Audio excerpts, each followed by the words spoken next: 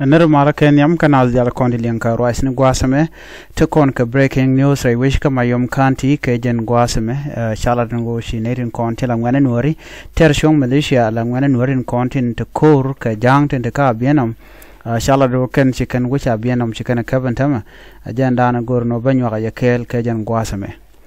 name la ramdewo kanerin konti linka roisni guasame bana jelinken mi jiram jidida kan kono ni amre ler kana me guru jen u jender nyo nasen ko kien der subscribe ko der notification bell der je twain ko mite ga ler mi shibra da cho mala shubi kiji gor je en o der no mo der lat murai kono tema ko ran shalat ka ki korin che tok men shaling no shane sho bakal cha nakten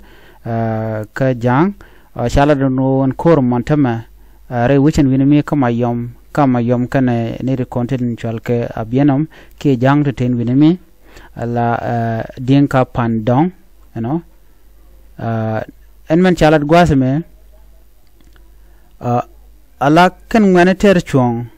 shikan wich amo shikan kaf ngane ter chong tin tre wika bintu ka mayom kanti wa shikan wich mo shikan kaf shikan abienam shikan kaf shikan ideal shikan ka jojre den wich wajen headquarter dung ruweng administrative area wachi kana Kevin tama kawra dan shalat wan tama tetet kadian ka do dan shalat ka je ko kor mo che tuong ni mandane ko runwang che mangay no che tok pande ro nyako to wale sha bienom cha chu cha je chu kabaken cha raje mo cha je kwene no men kutu gene alamman tuok antama ko na me miche yake tuok la tir ko kiente ba la let kete bale la gwanter che ngai kono no en kan ngane den kono ngane waren winimi tene kama yom ano kay ngane bombom so mi chatem chi kana lok la kana der ka gwara che mi shaling one so chi koro mo chora lat menu ko point ne chi ga de ngene jakan yal ke de ke kel ga yal chaga bab ko do brana chalat ke ja